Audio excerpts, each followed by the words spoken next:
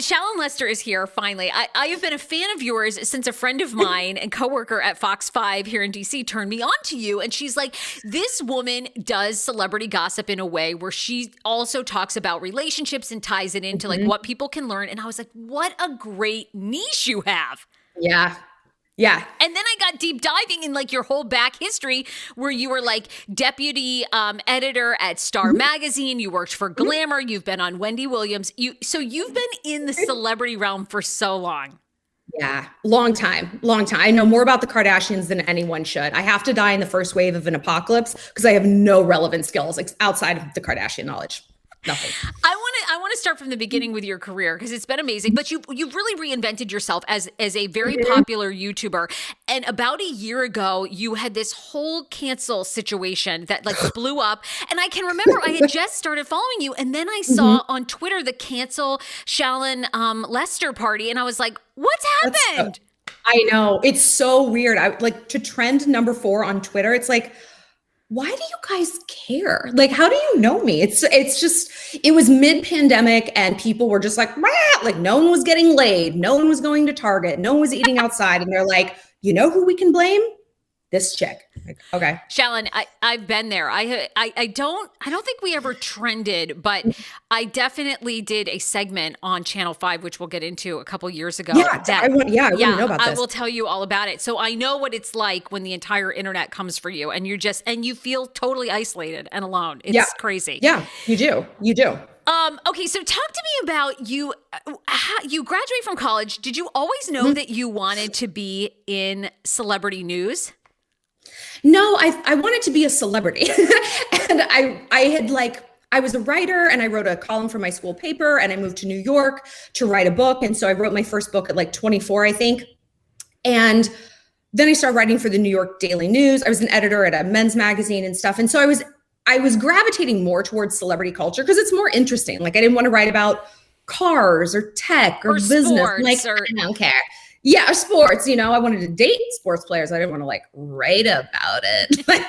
Write about like, is this one cute? Like, yeah, right. But celebs was like a great niche that I loved. And then I did this reality show on MTV and it was called Downtown Girls. It was only on one season. It was supposed to be like a real life Sex in the City, but I always say it was all city and no sex. It was pretty boring. Wait, now, were any other big name people on the show? Like did anybody go on? Okay, so like all the other women, the people that were cast, no one's gone on to have a big reality career or something else? No. Okay. No, just me. I'm kind of the only one who stayed in like any sort of sphere like that. We were on After the Hills and The City, so we were kind of that ilk. It was really fun, but like I was sort of like the Carrie Bradshaw talking about dating and relationships, and girls were like messaging me and DMing me their problems. And I thought, I should just do like a channel where I address all of these questions because we all are like going through this together, Yeah. Oh my God. Yes. That's like such a blast from the past. I know. Oh my God, Shallon, that is like graphic. Back in the day. What year would this have aired? So this would have been like 2000. I think it was 2010 or 11. Okay. Yeah. What is this graphic? We're just a bunch of floating heads and thighs. Like, great shot. Yeah, it seems like you were shot on a green screen and then they just like I know. Only had your hair, like your faces show up. Oh, it's amazing. So that kind of got me into the YouTube thing. And I was working at Star Magazine after that and kind of going up that food chain. And yeah, it's like, I noticed that people were so like, they were salivating for celebrity news. It's everyone's guilty pleasure. We're all in the Daily Mail all day, like refresh. And I will tell you later how I think the Daily Mail has created cancel culture. We'll get there. But, people, they want this, but it's like, if we can give them their guilty pleasure, but also give them something that's not guilty about it. And like, oh yeah, it's fine if I read about the Kardashians and listen because I'm improving myself. Okay, then it's no longer a bad thing. And we can just use these stories to impart wisdom, like I could tell all of these same lessons using like my friend Diane and her sister Joan, and people are like, who are they? Right. But everyone's on board with like the Kylie dynamic, the housewives dynamic. So it's just like an easier vehicle to get like the points across. And so you work for Star Magazine, which I find so fascinating because you were kind of in the height of when celebrity bloggers started. Perez Hilton. Yes. And that, you kind of remind me of that, almost like a female Perez Hilton. And you and I grew up in that era where, nobody thought anything of like painting a dick on like a celebrity or cocaine coming out of there. But like, that's what made him, when I worked in radio, we paid him like an astronomical fee to come to DC and like host a radio event. Like, he was the it person. Absolutely. Okay, he follows my channel. He's a big fan. You guys grew up in that same space. So tell me about working at Star Magazine. That must have been fascinating. Like, how would you guys, because you were kind of like the Inquirer. And the Inquirer, yeah. So they were like our sister publication. Okay, so were you in celebrities' trash cans hiding out in their house? I mean, the Inquirer, they used to break legit stories, but I mean, they would be in your fucking toilet. I mean, they were everywhere. They would. Yeah. I was never a reporter for them. I don't like being a reporter. I prefer to write and like edit things. But yeah, I mean, they would be like on a plane, snooping around, door knocking people. And you just have to be just so driven and curious to be a reporter, but you also have to have like a sensitivity chip that's missing. Like, hey, I heard you just lost a baby, and it's like, I can't say that to people, so your son was killed in a shootout. Like, it was more than I could do. But I mean, yeah, they broke legitimate stories like was it John Edwards and his mistress? Yes, they had John Edwards' first pictures of his love child.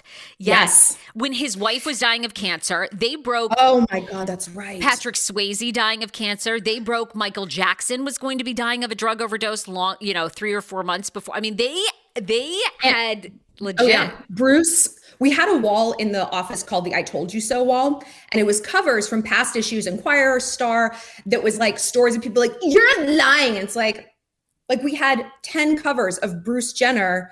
Like back in the day, it was like crossdresser, that's what they call it, crossdresser. And more recently, like Bruce Jenner is trans. And it was like statement after statement. How dare you say that? It's like, and it was true. So, okay, when you worked at Star Magazine, because certainly what you hear is like Star Magazine was never credible. You guys would make up stories. The celebrities will come out and just say that. So was of course. Okay, so was that true, or you guys had legit journalism? We had legit journalism. Like, the stories I always worked on, I wrote smaller stories. Like, I saw the sourcing, and for a long, long time at Star, before I got there, they were polygraphing their sources, like, because they would pay them a lot of money. This is kind of like not pre-internet, but like, pre-TMZ. Like, people would pay sources a lot, so you had to make sure that this $150,000, $200 for a photo for a story was credible. So, I think since I left, or kind of at the end of my tenure there, I just did not believe always in the stories that we were writing. And I'm like, this is just, it's kind of jumping the shark. And there was like a lot of, like, the core of the story would be true. I just felt like it was couched in a lot of sensationalist language. Like, okay, people were fine with whatever it is celebrities are doing. They don't have to be 98 pounds and pregnant with triplets. It's like, pregnant's fine. 98 pounds is fine. Like, not 98 pounds. It became a bit much, but they would then, towards the end of your tenure there, would start to add things like they're pregnant with triplets, which that part was not true, right? Like, so it started in fact, but they almost felt like the fact wasn't good enough anymore. So they would add things. I never worked on those stories, so I can't say what they added or not. I never wrote the cover stories. I wrote things that were like further back in book, but I would edit things, and it became the system of above and below. Like, I wasn't allowed to know the sources anymore, and only the reporters did. So it's like, I couldn't say what was true or what wasn't, but there was just such a shift and an intensity to the stories. And I'm like, this doesn't feel like the stories we used to write, And part of that is we're competing against brands like Daily Mail, who they have offices all over the world. You can't break a story in print anymore. So all you can do is take a story that's already out there and like turn it up to 10 and see if people are like, do you get it? But it would dilute the real stories that we were breaking, the John Edwards things, the Bruce Jenner stuff. Like, it's when we had that, it's like we were the boy who cried wolf. And that was frustrating to see. It's like, no, these are really good stories. Well, and in hindsight, you left in what, 2016? Was that when you 2019. 2019.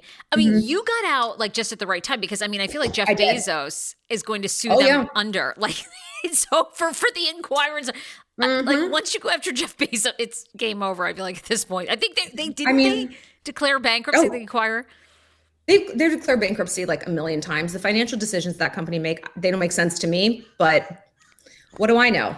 So thankfully you got out. Did you decided, what was the turning point? Did you just see like the tides were changing towards more internet show? Okay. So you were like, I'm leaving. I got laid off, and I think I was just getting a little mouthy. I think I was encouraging people, like, take your vacation days, take your lunch break. If you don't feel comfortable with the story, like, speak up about it, because there was precedent being set that celebrities could sue the individual writer on a story. Tom Cruise tried to sue a writer at our company, and she's like, I was just doing what I was told, and it's like, we can't put ourselves on the line like that for corporations. Corporations don't put themselves on the line for us, and that's the American worker's plight. Like, I'm just going to work all weekend. It's like, do you think your company gives a shit if you drop dead? They don't. So like, live your life, have some work-life balance. And so I was trying to encourage my team to do that. And my position got eliminated. That didn't go over well in corporate America.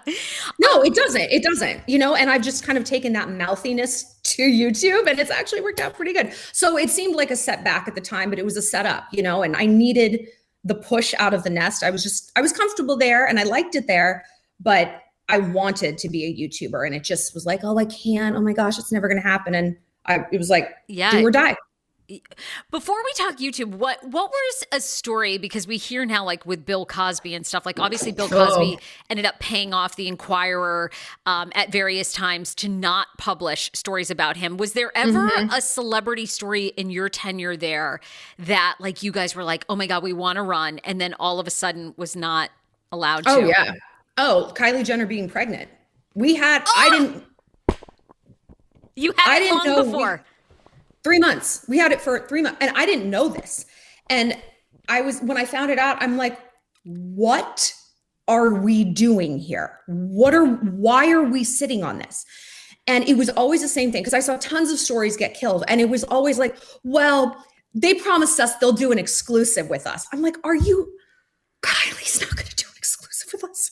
Why do you believe this? This is crazy. And we would sit on a ton of stories, or we would sit on stories because the owner of the company, David Pecker, believed he was friends with people. Oh, he's friends with J-Lo. He's friends with Sofia Vergara. Wow. Okay. And it's like, that's great. Be friends with these people. How are you running a business? This is not how you run a business, as evidenced by the fact that there's been a lot of bankruptcy. I mean, it's not a great business strategy, All these celebrities, because like when Meghan and Harry sat down with their Oprah interview, and then essentially Harry revealed that they have, the Daily Mail, The Sun, every year they host them essentially, and they're feeding the press. Is that's really the truth, right? The Kardashians have deals with the Daily Mail and stuff to show up, right? That's how they stay popular. The Kardashians have had a deal, like they are on the payroll of all of these magazines. They have been for, 10 years. And they were the ones to kind of pioneer this. Like Jessica Simpson would orchestrate, she wouldn't, but her team would, whatever, orchestrate like, oh, they're coming out of the movies. But the Kardashians were the first one to be like, okay, we're going to give you the first photos. We're going to give you the photos, but you're going to pay us for like sources and exclusives. You can't knock Kris Jenner's hustle. She is a genius. She's a genius. Like, you're not even mad about it. It's like, that's so impressive. Good, get it. Good for you. Kris is the one that went to all these major publishers and basically said, you're going to pay us and we're going to give you scoop, story, and we're going to give you these quote unquote sources. Yeah.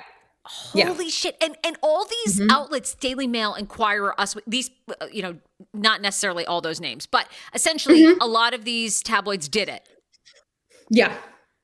Because then they had a steady stream of stories. They wouldn't, it was the best thing about it, there was no litigiousness. No one was going to get sued. You didn't have to put out a comment letter to the rep and get a nasty one back. And that delays going to print. Like that was a huge problem. Like, we're waiting to hear back from Tom Cruise's rep so they can issue a denial, because we don't give them that chance. Then they can sue saying they didn't know about the story. There's a lot of like legal stuff that has to go on behind the scene before a story like reaches print. And if you can bypass that, you can put out stories so much faster. And then you can compete against these internet companies, you know? It's genius. And it makes sense to me now, because the Daily Mail, I feel like you see the same celebrities over and over. And I'm like, what? Yes. There's so many new ones. Why? So they must have deals. I mean, it's like Rita Ora. Like, I'm like, who the fuck cares about Rita Ora anymore? Demi Rose? Enough with Demi Rose, for God's sakes. So do you think these people have basically made small deals like to keep themselves relevant and just like feed scoop? I mean, they must have. I don't know.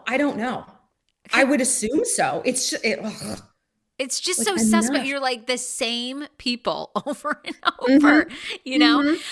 Okay. And what's one story when you were at Star Magazine that you were the most proud of that you guys broke? Oh, gosh. Sorry, you're going to have to edit out my thinking. No, I love your thinking, because I'm sure over the years you broke many, but I for years I reported in radio on these stories, and I'm just like, I knew where I was when I read the National Enquirer and like they said Patrick Swayze had cancer and had like 2 months to live. You know, so I'm just one like, that was interesting was Meghan Markle's dad. Like was it that one? Oh, one time my editor-in-chief, the old editor-in-chief, went to dinner with Amanda Bynes when she was in the throes of all of her difficulties, and published an interview with her. And it was intense. It was an intense interview from a girl who needed a lot of help and wasn't getting it. But I was like, oh, I was proud that like he managed to set that up and actually have that happen. It was cool. Wow. Yeah, that was following her was absolutely huge. Okay, so you parlay your career into YouTube. And how many years have you been posting YouTube videos? I went pro, I guess. Like, I've been full-time since I got laid off, so like early 2019, but I've had the channel for, I don't know, maybe 2 years beyond that. It was very much like on the back burner. I'd like go through fits and spurts and like post a bunch and they'd be like, oh, and get busy with work and stuff. But once I had the time and the focus, it's just like taken over my whole life. So, and did it immediately take off once you did this correlation of sort of celebrities and then equating them to relationships and how we can all change our lives? Like, you put out a video, and then did it just have thousands of views the next day? Yeah, the one that really like kicked it all off was when Jordan Woods did her Red Table Talk after the Tristan thing, and I did a breakdown of how to spot a liar. And because, I mean, she was just like lying through her teeth. It was just so loud to someone like me who can like see kind of the psychological back ends. And that was huge because I capitalized on the trending topic and people watched it. Like, the average YouTube watch time is about 3.5 minutes. Mine's 16.5. Like, I keep people there. And because they understand who this celebrity is, but they're also getting something out of it. So pretty good. And then, then you've got hundreds of thousands of subscribers. You put out new videos every single week. So talk to me about your style, because your style is what a lot of people attack you about, which is one where you'll comment on people's mental health. You'll comment on, people's looks and all that stuff. So why is that important for you to do? I mean, when I comment on mental health, it's from a standpoint of like, you need to understand that this affliction, this personality disorder, whatever, might not be healthy for you to engage with. And the people who have those situations come out of the woodwork screaming like banshees. And I'm like, look, you're not a bad person because you're bipolar or you have borderline personality. But if you're not doing anything to ameliorate that, if you're not in therapy, if you're not taking your medications, no, you don't get to spray your venom all over other people and hurt people. You don't get to do that. And I'm not going to say that you do. Sorry. If you had COVID and you're out licking everyone, you're not the victim. Like, other people that you're licking are the ones in danger. And I'm not a politically correct person. I think political correctness is crippling our society, women in particular, throughout history, we've always been told to like be small, be quiet, be polite. And now there's just a new label for that. Cancel culture, political correctness. It's like, shut up. Let us learn and grow. And if you don't like it, that's not our problem. I'm trying to help women be better and smarter. And sometimes that means looking at people who are bad. What are their methods of being bad? Why are they lying? Why are they manipulative? How? We got to learn those tricks before we can learn to combat them. I agree with you. What I worry about for cancel culture is it's going to, the people that it's going to hurt the most is it's going to silence women of all different backgrounds and colors, because we see like with this, I'm curious, like your thoughts on the editor of Teen Vogue. I have thoughts on that. Who just lost her job. Alex, oh my God, I got to look at her last name. But now it's coming out that one of the women, Alex McCammond, who stepped down, now it's coming out that one of the women that essentially went to Vogue and said, you need to remove her, she's problematic, has her own racist tweets. Yeah. So it's like, it's always that. That's the scare. Yeah. Okay, so what do you think is, and then we'll talk, I've been canceled, you've been canceled. I'm curious, like, what you learned or felt about that. So why do you think you actually had said something to this, like New York Daily News, you feel like is contributing to it? It's great clickbait. The Daily Mail. Or the Daily Mail. So we're in the age of the refresh. We're in the refresh age, like refresh. I'm so bored. I hate my job. I hate my kids. Please distract me. I need distraction. The amount of stories that people who work at the Daily Mail have to publish is unreal. And they've raised the bar so much higher for everyone on the internet. It's not a story a day, 2 or 3. It's 10 to 15, 20 to 25. There is not that much news. There's not that many celebrities. There's not that many activities, premieres, fashion weeks, whatever. But there is Twitter, and there's assholes on Twitter using a hashtag. So the easiest thing for a journalist to do with their boss breathing down their neck about why a new story, is go to Twitter, click on something trending, whether it's Khloe Kardashian's Halloween costume, and it's like backlash. They just need 2 or 3 tweets. And then that's a story. They've got enough pictures. They've got enough text. Boom, story's up. Their boss is off their back. They can go to Panera and eat their salad and take a breath for the next 90 minutes before the cycle starts over again. I've done it. So like the need for constant content is what is making cancel culture relevant. People have been saying this shit for years, but no one has been giving them a voice, which they shouldn't, because they're not relevant people. They haven't qualified for relevance in society with something they've achieved, something interesting they're saying, something they're doing, someone they're helping. They're just the mob. But this constant need is like, okay, well, fuck, I have to put something up. Fine, Khloe's backlash against this song, backlash against high-waisted shorts, backlash, So you almost feel like the journalists themselves don't even believe it, but have to, because it's their job. No, they don't believe it. This is what I always say about Star. It's like, we were all in on the joke. No one's like, we're going to nail Kylie to the wall. Like, we're all like, whatever, man. Like, we're doing our job. They're doing their job. This is like the cat and mouse game. They know that they say something on Twitter or post on Instagram. They know we're going to write about it, and this is just kind of the fox and the hound chase. But we don't care. Tell me this, because you obviously for like a year plus, you were doing your show, you were talking about people, whether it was addiction or whatever, but it all kind of came to a head last year. You did a BTS video where essentially you said like they looked like women or something. And then what I said was, I can't tell them apart because I can't. And it's so sad that K-pop stars are pressured to get plastic surgery to look white because Asian people are beautiful the way that they are. And apparently that makes you hate Asian people. That's interesting. And then from that, you have another YouTuber call you out and do this deep dive, essentially saying, another video you did where you said Pete Davidson went to rehab only to con his doctors into getting more drugs, and so like it kind of went down this rabbit hole. So what was the moment where you were like, oh shit, this is now like I'm the story?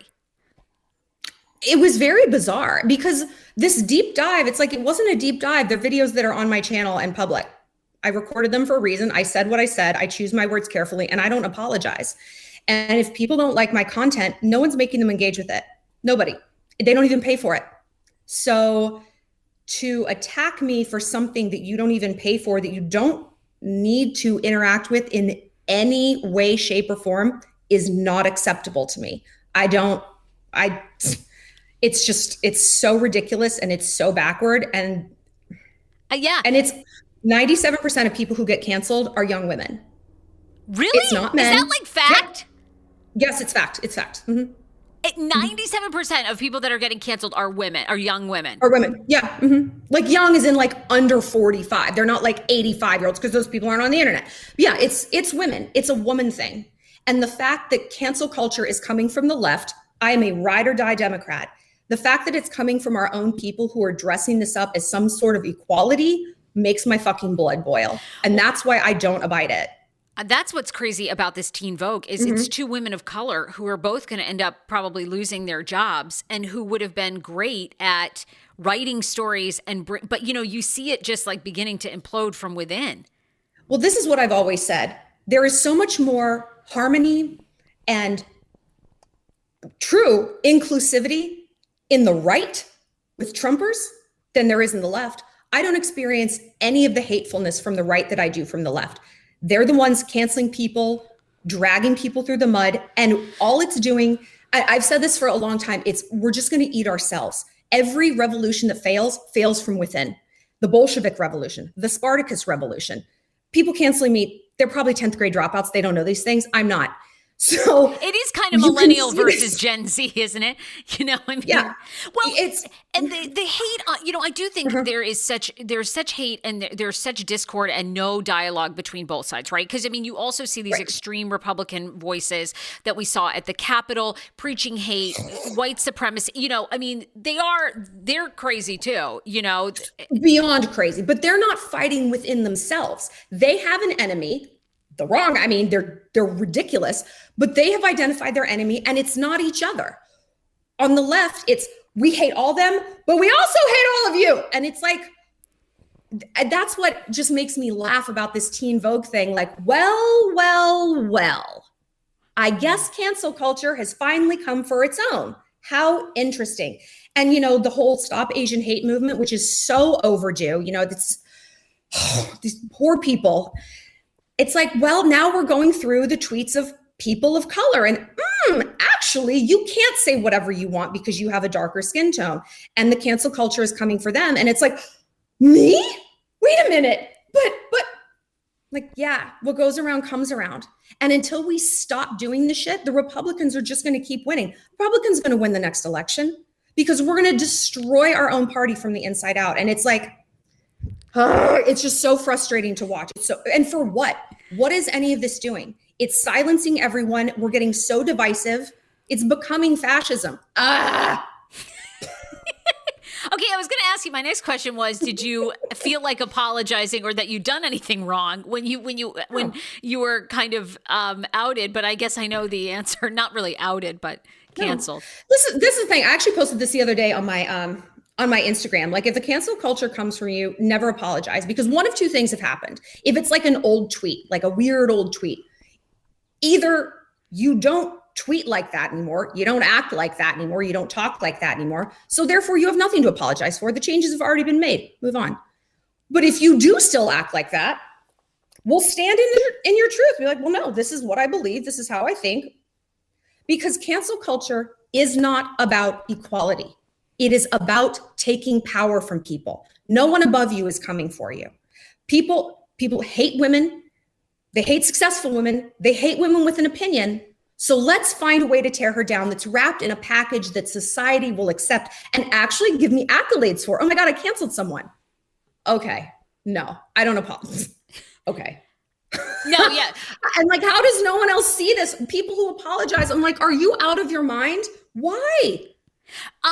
Well, I mean, I guess I'm just curious because I think some of the things, like, I'm amazed that some of these people of all different backgrounds, were still tweeting the N-word, in 2016, 2017. So to me, that degree of hate, deserves apology, because I think how the cancer culture started was trying to hold people accountable, like saying, hey, if you are making comments about Asian people or Black people, this isn't cool. And, you know, you should really reflect. I think that's how it started. Now it's kind of morphed to people losing their jobs. And then the people that are firing you come to find out they were tweeting the N-word too, which is like shocking. Oh, it's not shocking to me at all. It's the most obvious thing because no one is throwing stones, like unless they are in a glass house. Like people who actually have a viable career, who have a moral leg to stand on, they're not mining the internet looking for what other people are doing wrong. There's not enough hours in the day.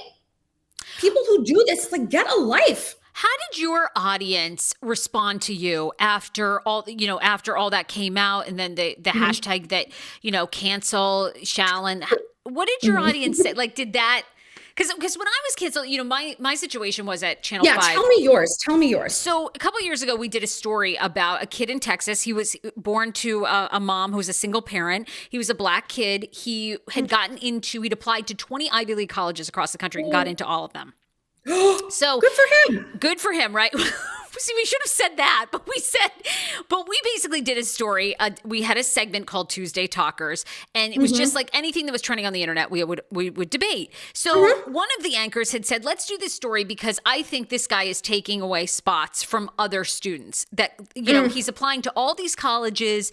Aren't you taking away a spot from someone else? So we went on and we said, you know, is it obnoxious? This kid has applied to all these 20 Ivy League schools. He got into all of them. Is he taking spots from other people? So, you know, we didn't think anything of it. We just did this story. We didn't have a malicious intent. We didn't feel like it was racist when we did it. There was a Black anchor on the panel. We just did it, right? So a couple days later, it starts trending and people are saying, you know, these two white Fox anchors go after young Black kid about his accomplishments. And he actually had contacted the station, wanted an apology. Did he say? Well, he felt it was a personal attack, right? So I actually had no emotion to it. I was like, yeah, I mean, I didn't mean to upset him. Like if he's upset or whatever. And to be fair, we didn't really do our research. This Tuesday Talker segment was being canceled that day. Actually, it was the last day they were doing. Ironically, it literally got canceled. And this anchor had pitched this show like 10 minutes before. So I just skimmed the article and I'm like, oh yeah. We'll just talk about that. If we had talked about, is it annoying that students, like, we didn't make it about him personally and we made it about kids are doing this, is this obnoxious? It would have been a different undertone, but people took it as very racist. And I heard from my own following, like a lot of people were disappointed. They, you know, so I was like happy to apologize because I really didn't have that intent of going into it, you know, and it's made me more censored at times, I think. And then sometimes I am still resentful about it. Like, I didn't, you know, we didn't say anything racist about him. Why did we get canceled? You know, so it's kind of this funny place to be. Yeah, I mean, I've said things in a video and then I'll stop and be like, was that bad? Like I said in a video like a year ago, I was like, just wait a cotton picking minute. And then I'm like, what does that phrase actually mean? I'm like, I don't think that's a good phrase to say. I was like, oh, sorry. And, you know, it's like, if I catch myself fine, like, you know, I didn't mean it to offend anyone. I don't seek to offend people, but I'm also not going to shrink and censor myself if I'm trying to elevate women and help them just because someone's like, I'm offended. Fuck your feelings. Who are you? I'm offended by that outfit. Let's talk about how you've mixed those patterns. I'm offended. Are you going to take your clothes off and burn them? No. It's also just ridiculous to cancel people who work for themselves. Like, I don't even have a boss. Like, right. You're going to continue to post videos and do all that. And so for you, it became like you were going to double down. It didn't feel like it was racist to you or, you know, attacking people's mental health. For you, it felt like this is an attack on a woman who is using her freedom of speech. Yeah, I'm a mouthy, attractive white woman in America, and I am public enemy number one. You know, where cancel culture is, I'm exactly who they go for first. And I would not be where I am if I had a habit of bending a knee to people who didn't like me anyway. Like, just go, be on your way. That's fine. You don't have to like me. That's fine. No one says you have to, but you don't get to tell me I should go kill myself. You don't get to attack my business. You don't get to harass my friends and my followers. I will cut you off. I will cut you down. And there's been a lot of people we've dealt with behind the scenes. I don't do it in public. Some I do, but like I have my personal boundaries and my lines in the sand.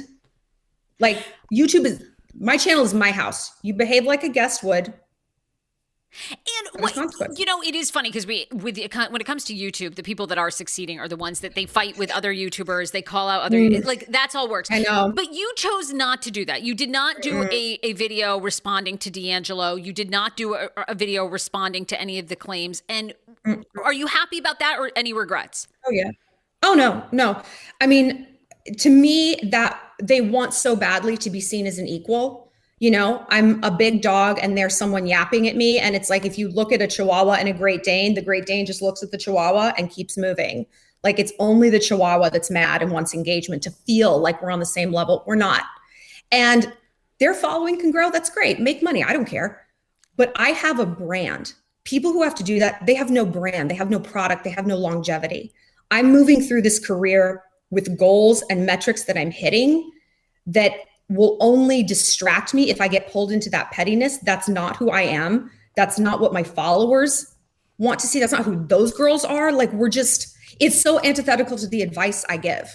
So, and it's just not even a temptation. Where do you think 2021 is going to take us with wokeism and cancel culture? What do you see? Because you've obviously done very well predicting trends. You know, you've worked for celebrity magazines, you've parlayed your own career, you've been an author, you've been on reality TV. I mean, you're good at seeing the next thing. What do you think is the future?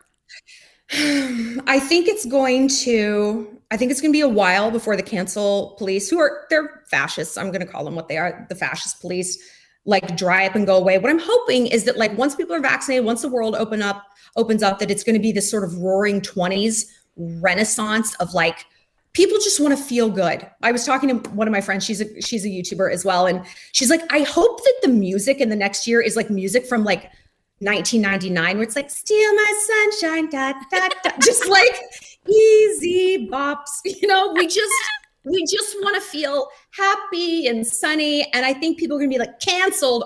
It's going to be like, enough.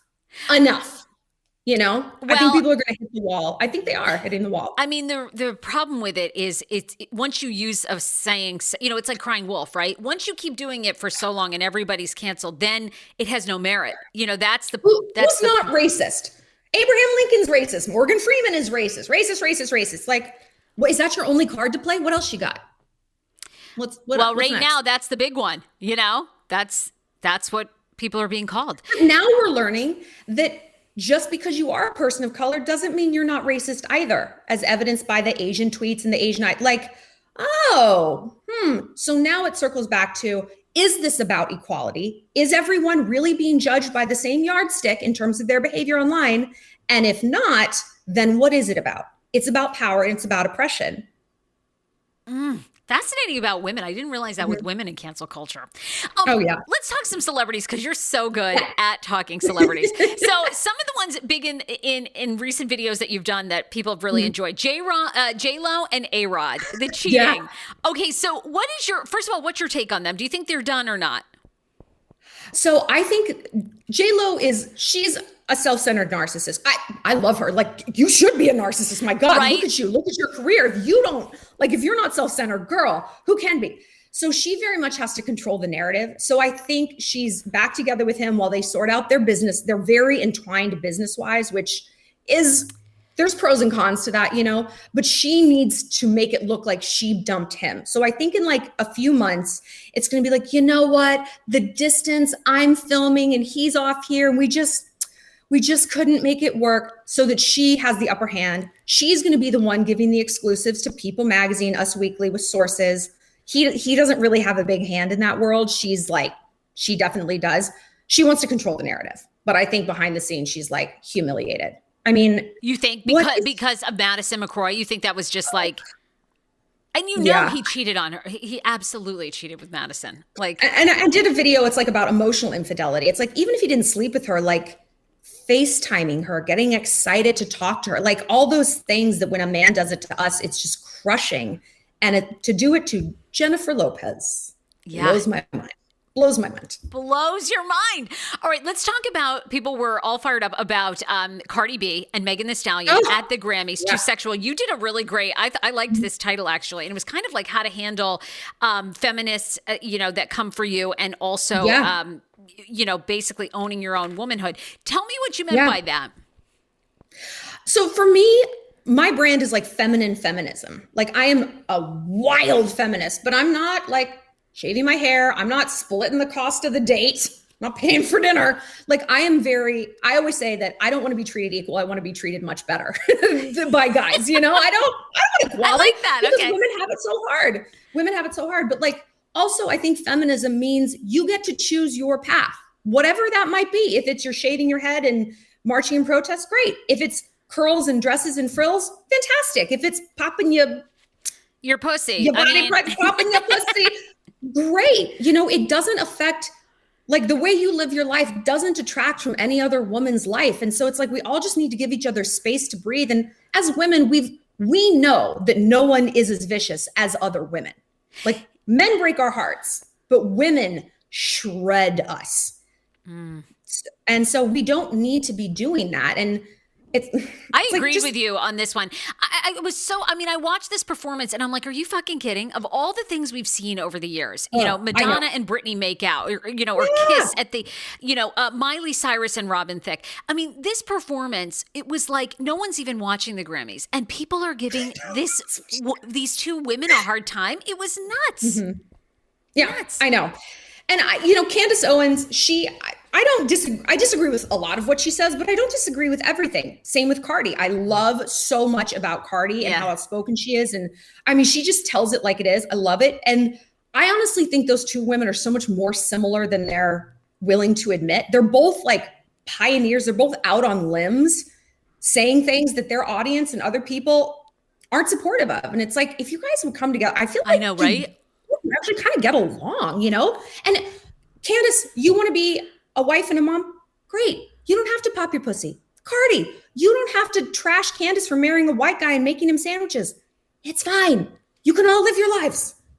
Oh my God, wouldn't it be great to get those two in a room and to debate? I know. You have to make Cardi take her nails off. I don't think it's ever going to happen.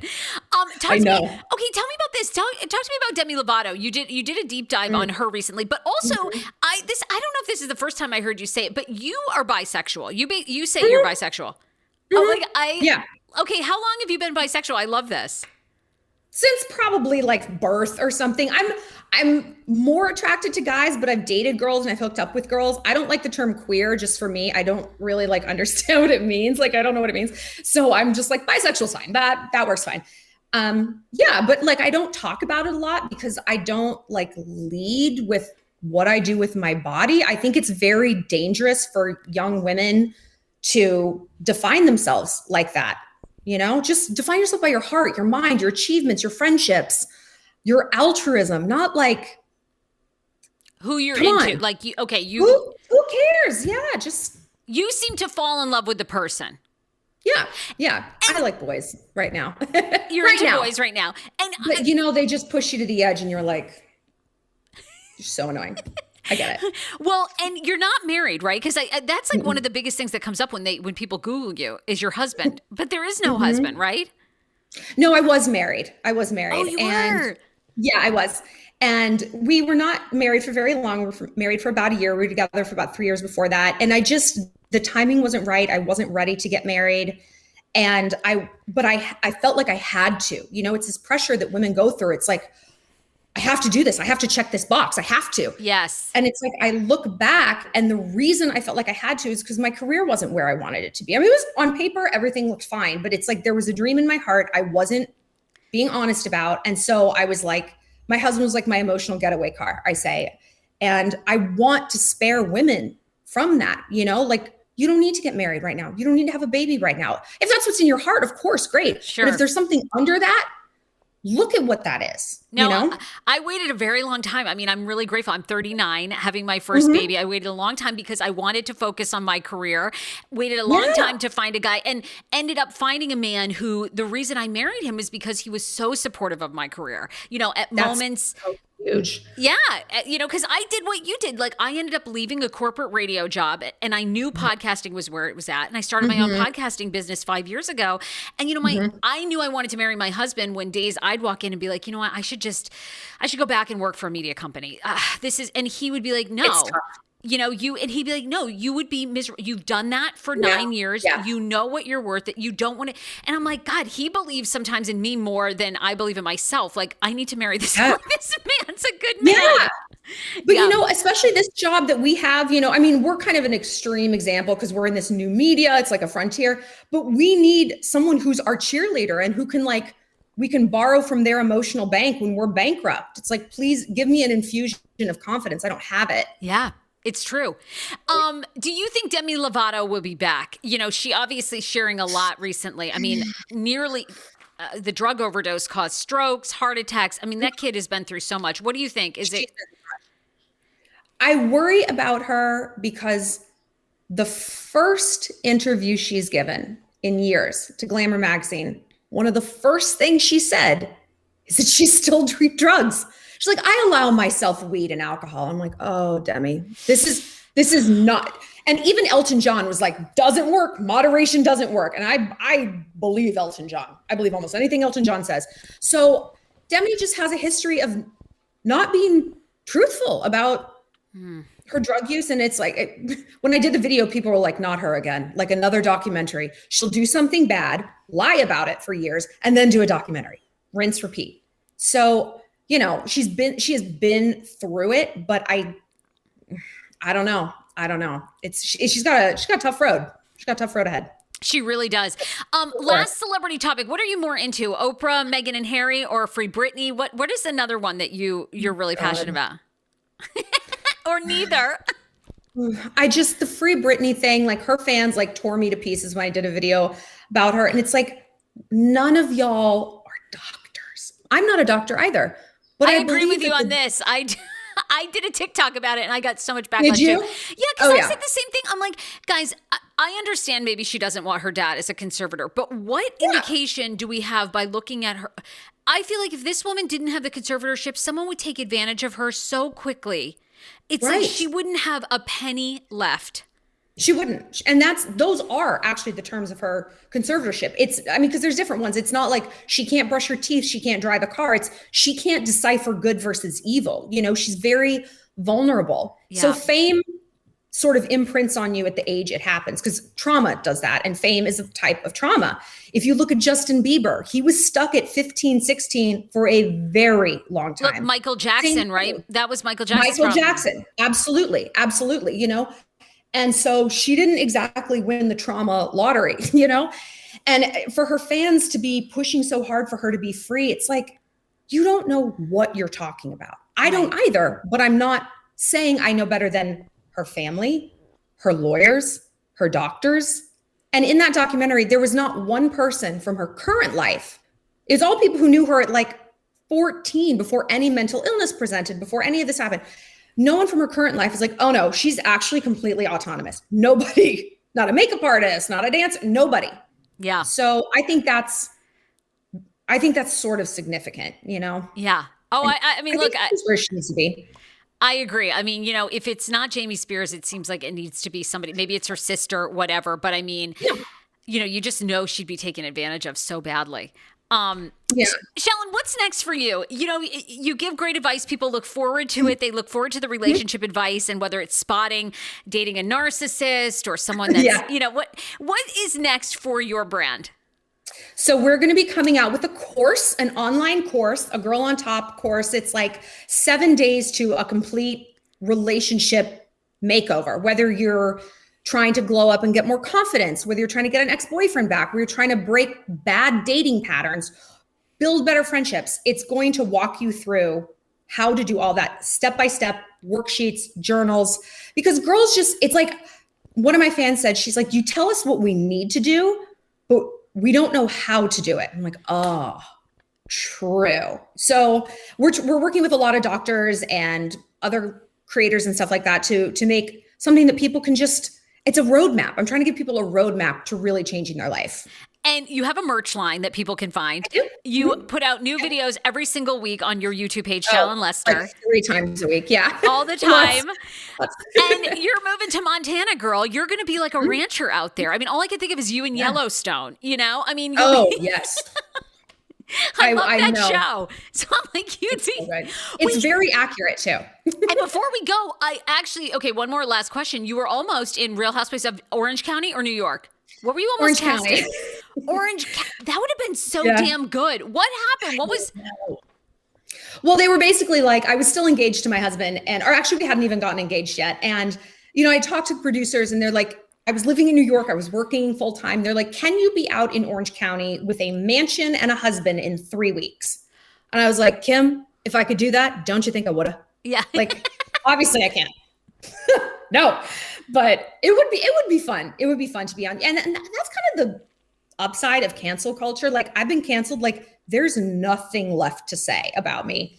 That's true. It's all out on the table, right?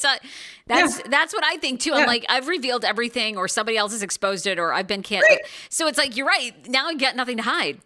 Yeah, I'm still here, baby. So yeah, it's like, I feel so much more bulletproof. It's like you go through something like that and it's like, oh wait, am I still here? Sorry about it. Like, so get used to me. Shallon, thank you so much for being on. Like I said, I've been following you for a year plus, and I reached out to you when that happened. I was like, God, I want to have her on and talk about it. So it was really good to hear your perspective. So continued success, and I can't wait to see the course. I love it. Thank you so much, Sarah. This has been so much fun. Thanks, Shallon.